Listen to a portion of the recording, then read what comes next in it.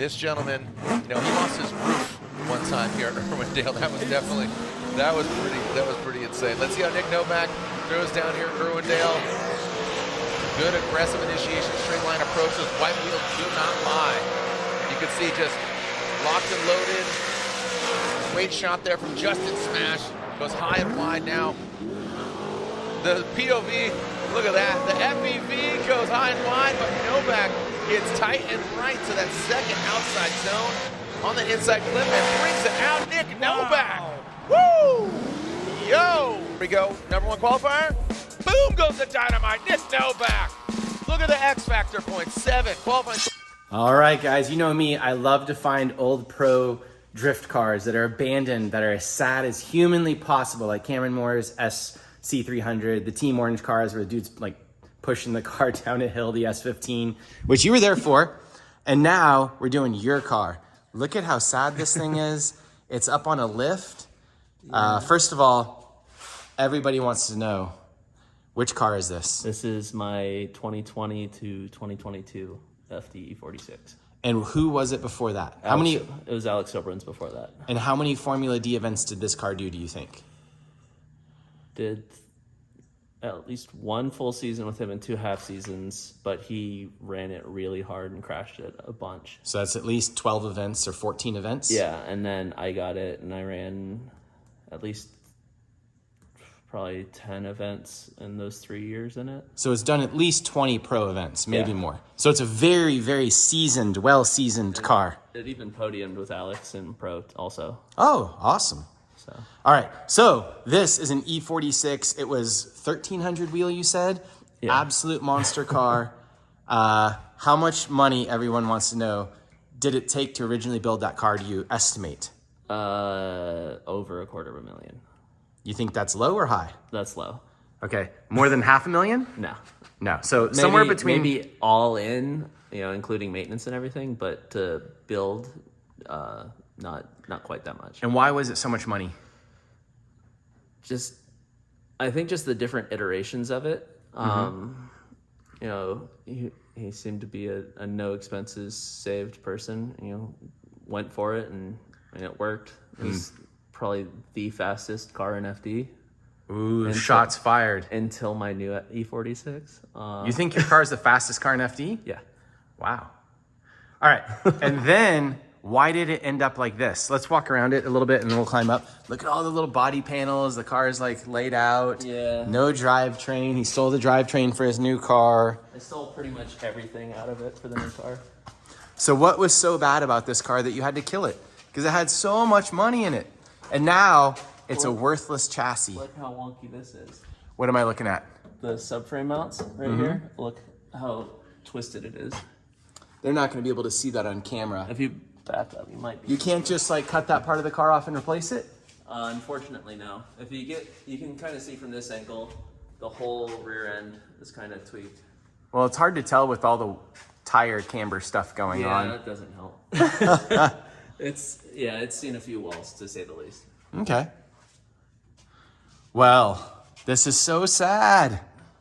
Look at how sad this is, people. Yeah. This is what an unlimited budget drift car looks like at the end of its lifespan. All right, yeah, so why was this? It was just this stuff worn out, you're saying? Or is there more stuff worn out? Just 2 subframe mounts took this car out? Well, so at Tech last year, Kevin was saying, hey, your subframe spacing isn't within spec. We were like, no. He's like, no, it's like more than what it should be. So I know you're not doing it on purpose. And he's like, your subframe and chassis are like super tweaked. You should probably sort that out and get a new chassis. Oh, poor car. So this season with Jerry, we built a new chassis, and almost everything off of this car is on the new car. So. All right, let's look around this thing. We brought a ladder. I'm gonna try not to fall off this thing. We're gonna look around because the chassis, we should also tell a story about it maybe. Oh God, this is so sketchy. Ugh. Ooh, the roof is off. Did it have a cool carbon roof? Last year it did. Fun fact, 2021, I lost in Irwindale because my roof flew off. Oh, really? And you can't have That's the roof. a part come off? No, yeah, it wasn't in the rules at the time, and the people we were going against petitioned it, and they won.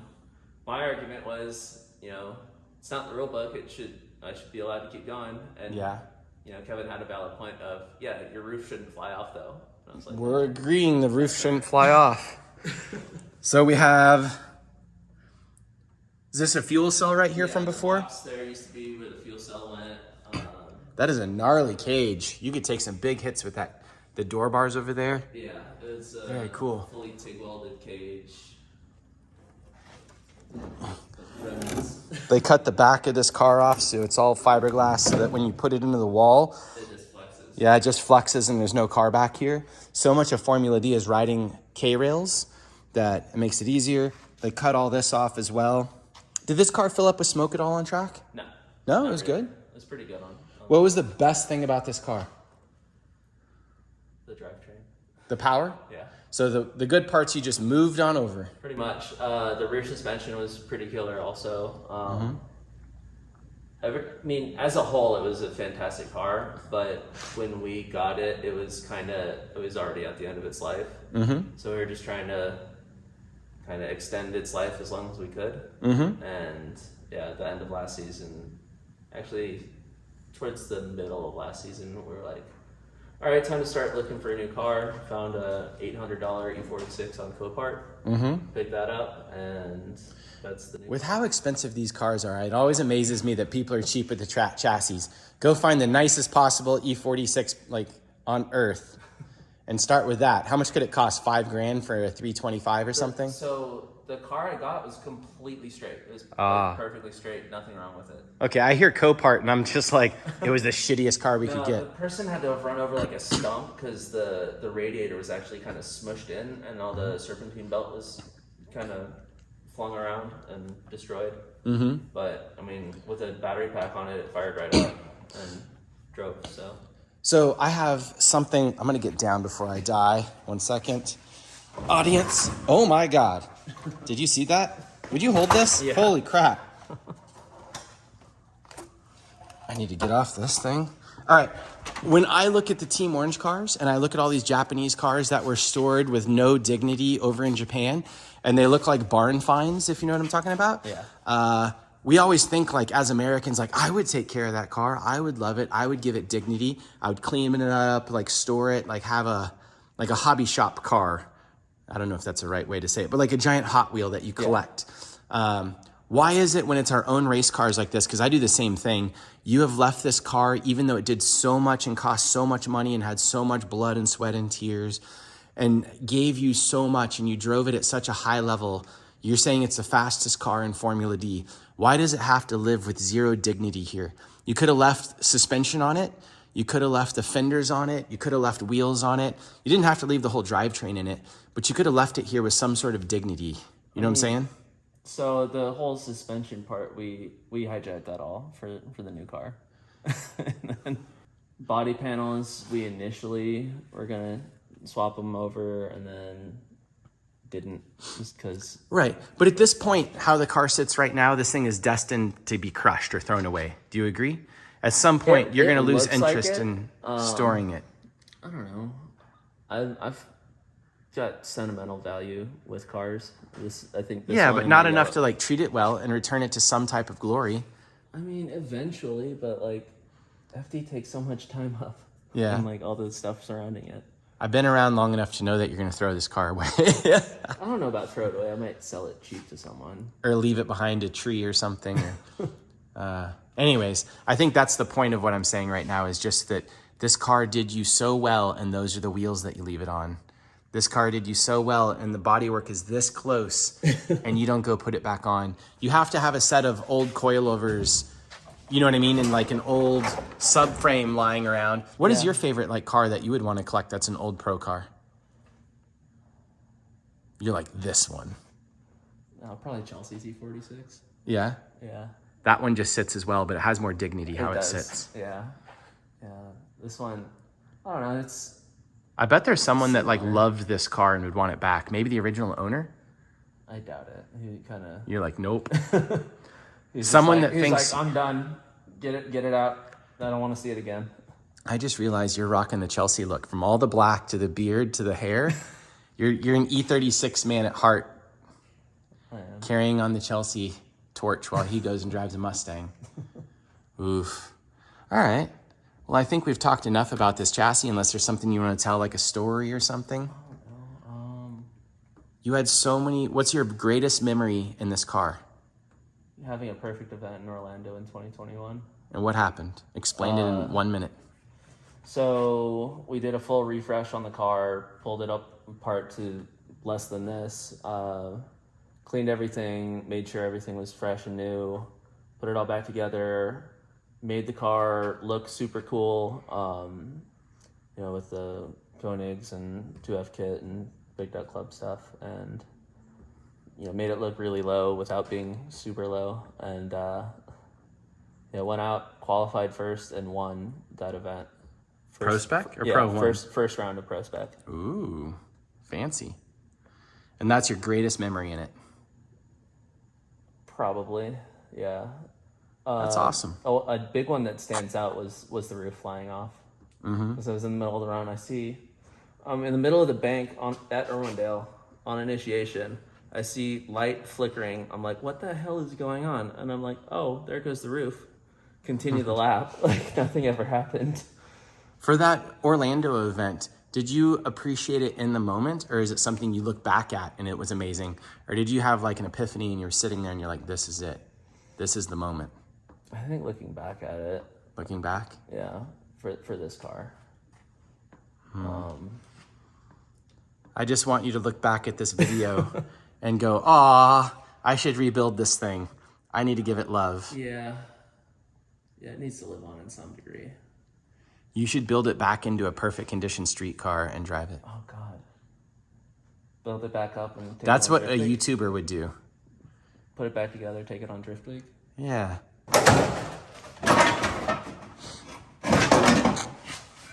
That was a repair we had to make just to be able to move the car around. Dang. As you can see, when they were notched, like you couldn't really reinforce it anywhere. What was specifically breaking the subframe? So we had to change the control arm angle on the front end when we went to the 295 because the biggest front tire we could run unless we went to a 295 was a 265. So we had to raise the front to make the car not drive like crap on the 295. And because it changed the control arm angle, it was putting too much leverage on here and bending that and then splitting here and then splitting it. Well, did this car win an FD event, you said, or just podium? In Pro, I think it only podiumed. I think. Okay. But it won. I know for sure it got second place at Long Beach. With So cool. Alex. He lost to James in the finals that year. All right. How many tires have been through this car, do you think? Oh, God. At Through least, all the at owners. least 2,000. 2,000 tires? Alex drove this thing a lot. Really? That's Like, I crazy. still have leftover tires in his. How long did a set of tires last on it? 2 laps. Could you kill a set of tires in 1 lap if you wanted? Yeah. And it made 1,300 horsepower, you said? Not all the time, but turned all the way up, yeah. But turned up? And it was reliable? Yeah. Stupid reliable? Like Never broke dummy stuff? reliable. That's crazy. And your new car is this good? Yeah. Or It's better? actually better.